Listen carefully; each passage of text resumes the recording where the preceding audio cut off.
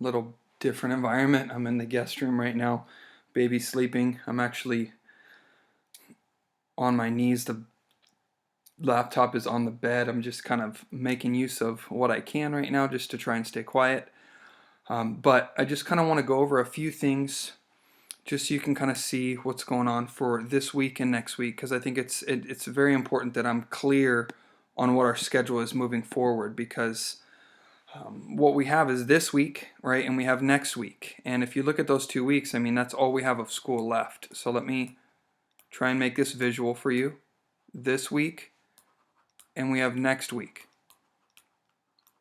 Okay, that's it.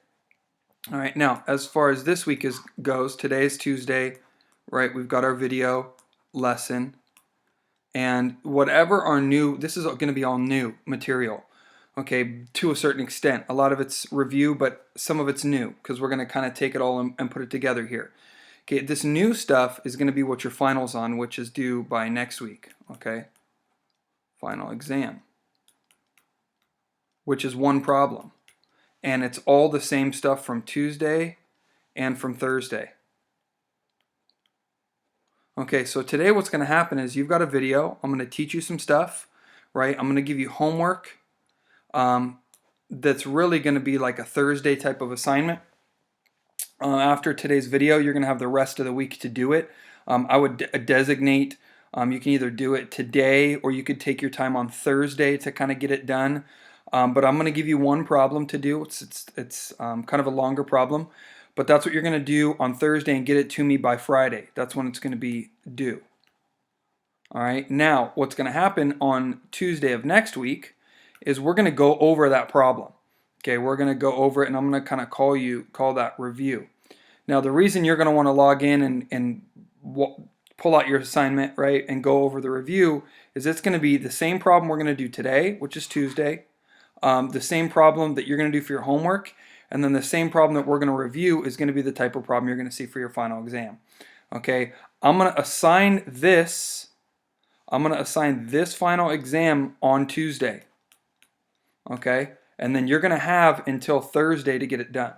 Okay, so that's what's going on. Okay, so let me pull up a new little assignment here. How do I want to do this? I want to go into Sketchbook.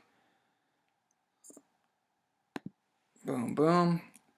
Make sure while I'm doing this, if you want to pause it and get out some paper, that would be important. The first thing I would do if I were you would be to draw me a nice, neat little graph, as neat as you can. I would press pause, and I would write down every single thing I have right here. Okay, if you just want to press pause, what I can do is I'll attach this practice problem too. I'll attach this practice problem as a document. You can print it out. Okay, that way you don't have to copy all these notes and you can just work through it on your piece of paper with me. So those are your two options. You can either press pause, okay, print it out and get ready. If you pre-printed it out, you're great. And if you didn't do that, then you're just going to have to press pause and then copy all this stuff down. Now let's look at this problem here. I'm going to go into red and I'm going to try and be as neat as I can here. Let's read. It's so important here. Plot each of the points below. Okay, then fill in the chart on the right. Okay, well, here are our points. Okay, here's our chart on the right. Use this information to determine what kind of quadrilateral is created by these 4 points. Well, what have we done like the last 3 weeks to a month? We've looked at quadrilaterals. We've looked at parallelograms, squares, rectangles, rhombus. Okay, I don't think we looked at a kite too much, but that's definitely an option. And this is the exact same problem that you're going to see for your final exam. It's going to be this problem. Now, this is the top half of the sheet, and this is the bottom half of the sheet. It's all one problem, but I can't load it all up at once. So I cut the top half into this picture and the bottom half into this picture, and all this information is what your final exam is going to look like. Now, the first thing we're going to do is we are going to plot these points. Negative 1, 4, negative 1, 1, 2, 3, 4. That's right here. 1, 1. That's right here. Negative 1, negative 4, negative 1, 2, 3, 4, and negative 3, negative 1. Okay, negative 1, negative 2, negative 3, negative 1. Okay, now, obviously, you're going to be able to draw a lot neater and straighter than I am, but I'm going to do my best to connect these points.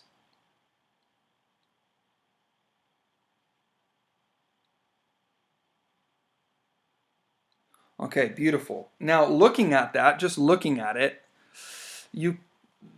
I don't know. I mean, it looks like a parallelogram to me, but I don't know. We're going to have to kind of figure that out and go through. Now, let's label, because they obviously want us to label -1 for this is A, 1, 1, this is B, -1, -4, this is C, and this is D. Okay, now they want us to find the distance. I'm going to switch my color here to green. They want us to find the distance between A and B. Now, how I would do that is I like to just use the Pythagorean theorem. So we've done this before, remember? I'm going to go over and down. If I count over, that's 1, 2. And if I count down, that's 1, 2, 3. Okay, and we'll say a squared plus b squared equals c squared. Okay, so remember I went over and down from this point, over and down, and I counted 2 and 3. All right, so 2 squared plus 3 squared equals c squared. Well, this is 4 plus 9 equals c squared. And then this is 13 equals c squared, square root both sides. And it looks like it's the square root of 13. AB is the square root of 13. Okay, now I'm going to show you something that's kind of neat. Let's look at the opposite side down here. Let's just take a peek. We go over how many? Over 2 and up 1, 2, 3. 2 and 3. Do you see how this one's 2 and 3 and this one's 2 and 3? They're going to be the exact same thing. Okay, so CD, where CD is going to be the square root of 13. Now let me switch colors here and let's go BC, from B to C. Well, I got to go down and I got to go over to get from B to C. Well, I got to go down. Let's count carefully. 1, 2, 3, 4, 5. And I got to go over 1, 2. Okay, so that's 5 squared plus 2 squared equals c squared. Well, 5 squared is 25 plus 2 squared is 4 equals c squared. Those guys are 29 equals c squared. Square root both sides. And it looks like c is square root of 29. So this length right here is the square root of 29. Well, let's count this thing over again. Over 2, down 1, 2, 3, 4, 5. It's the same as this. So this guy's also going to be the square root of 29. Okay, what that tells me is that these opposite sides are congruent. They're the same length. Okay, but they're not all the same. Remember, if all 4 of these were the same, we either have a square or a rhombus, right? I mean, it would be a rhombus for sure, but it could be a square. Now, which sides are congruent, if any? Well, look at this. AB and CD are congruent, right? And then we have BC and DA are congruent. Okay, perfect. We're crushing it. Now, they're talking about slope. What's the slope from A to B? Okay, remember, slope is rise over run. So we got to go from A to B, we got to go down 1, 2, 3, right? So down is -3 over, and we have to go right 2. Rise over run, right? Guess what? This guy's going to be the same thing. -3 over 2. Okay, now from B to C. From B to C. Well, remember, I like to go left to right. Always when I'm doing my slope, left to right. So I choose the point that's always on the left. Right, so from B and C, this guy's on the left. I got to go rise over run, right? Remember, slope is rise over run. So I got to go up 1, 2, 3, 4, 5. Up 5. And I had to go over 1, 2. And it's going to be the same thing for this guy, 5 over 2. Now at this point, we want to compare these two guys. We really want to compare these. Because remember, to form a right angle, right, that's a right angle, you need to have opposite reciprocal slopes we covered. Remember, like 3 over 2 and then negative 2 over 3, right? That flip and the opposite sign. Are these guys opposite reciprocals? No. So we don't have right angles. But what we do know is these guys are the same. That means that these guys are parallel, right? And these guys are the same, which means that these guys are parallel. So I can tell you right now we have a parallelogram because opposite sides are parallel. Okay, I don't have any right angles, and these opposite sides they're not all the same, right? We have opposite sides that are congruent. So which sides are parallel? We could say AB is parallel to CD, and then we can say BC is parallel to DA. Okay? Now, we got to kind of go over here, and it's going to be tough kind of flipping back and forth, but that's okay. Which sides are perpendicular, if any? Now remember, I told you if these guys were opposite reciprocals, you see how this is negative 3 over 2? If this guy was flipped and he was positive 2 over 3, we'd have perpendicular, right? That's what causes that right angle. Okay, but we don't have that. So which sides are perpendicular, if any? Here we would say none. Okay, diagonal slope answers. Okay, they want diagonal slope. Well, let's look at the diagonals. What are these diagonals? Diagonals, and to be honest, let me look at if I want you to do diagonal slope and diagonal length, because that's a lot going on here. Let me look at the front. Because you guys can do this. It's just going to be tricky for me with all this ink going on and color and this and that. Let me reload this front page. Well, let's just see if we can attack here. Diagonal slope answers from A to C.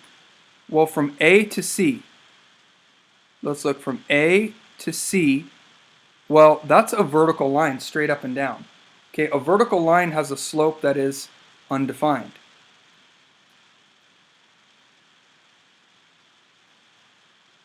Okay, from B to D, I know we can find this one though. From B to D. Let's look at our slope. Well, we got to go up 1, 2 over 1, 2, 3, 4. Up 2 over 4 reduces to 1/2. Okay? Are the diagonals perpendicular? Well, are these guys opposite reciprocals of each other? No. Why are they asking that? Well, remember, if the diagonals were perpendicular, if those are our diagonals, we have right angles all in the middle. Okay, and I can tell you what shape has right angles all in the middle is either a kite or a rhombus. Now, diagonal length. They want us to find the diagonal length, and they want us to find the diagonal midpoint. Well, here's the crazy thing. The diagonal midpoint's easy because you can just do your cross here and do your cross here. Where's the midpoint right there? What is that? Where all those guys cross is at -1, 0. -1, 0. -1, 0. Right? Your midpoint of the diagonals are going to be the same thing because that diagonal midpoint's there and that diagonal midpoint's there. Okay, do the diagonals bisect each other? Okay, well, you're asking yourself, what does that mean? Do the diagonals cut each other in half? Is this guy cut in half? Is this guy cut in half? Usually, the best, safest answer is going to be yes there, okay, because almost on every shape that we look at, the diagonals bisect each other. The only one that would be no here is if it was a kite. Okay, and lastly, the diagonal length. And I know this is a lot. Okay, let's find the diagonal length from B to D. Well, from B to D, you just got to find the length from B to D. Right, from B to D. It's the same thing. You just got to count up 1, 2 over 1, 2, 3, 4. Right, and you'd have to do 2 squared plus 4 squared equals C squared. Okay, and that would be from B to D. From A to C, here's the great one. From A to C, you can just count because it's vertical. 1, 2, 3, 4, 5, 6, 7, 8. Okay, and I can tell you right now that these guys are not congruent. They're not the same length because look, isn't this guy way longer up and down than this guy is over here? Okay, the last thing that you're supposed to do is tell me what kind of shape it is. And I told you this figure is a parallelogram. And then it says because. Well, we can just say opposite sides are congruent. Opposite sides congruent. We can also say opposite sides are parallel, right? And then we can also just say no right angles. Because, you know, right angles are going to make it either a square, right angles are going to make it a rectangle, something like that. There's no right angles here. Okay, so that would be you got to come up with some sort of justification for yourself on what kind of figure that is. All right, so I know it's a lot, but you really just kind of got to work through it slowly, and it might actually be easier for you than it is for me because you have pencil and paper, and I'm trying to kind of go through this with my little pen, and it's tricky. But your homework, look, is you're going to have a problem exactly like this. It's going to say guided coordinate proof number 2 on the top, okay, and it's going to be a problem exactly like this. Now that homework you're supposed to work on for the rest of the week, if it's going to take you however long it's going to take you, but it's due by Friday. We're going to go over that homework, okay, on Tuesday. That same problem, okay, coordinate proof, it's going to say number 2 at the top, is we're going to go over on Tuesday. So I want you to have it done, have it out, okay, and ready to review on Tuesday, because right after then I'm going to attach your final, which is actually going to say coordinate proof number 3 on it, up there. And that's going to be your final exam. It's going to look exactly like this, which is going to be due to me by Thursday of next week, okay? So hopefully reference this video and just go through it piece by piece with your homework. And on your homework, you can either take a picture if you want and shoot me an attachment on an email of your homework completed, or if you want to write down all these, I think a picture would be easiest, or take a snapshot for me to take a snapshot on my computer. I can do it. But however you want to get me that homework, get it to me. Whether it's a picture, whether it's you writing out all the information, I'll take what I can get.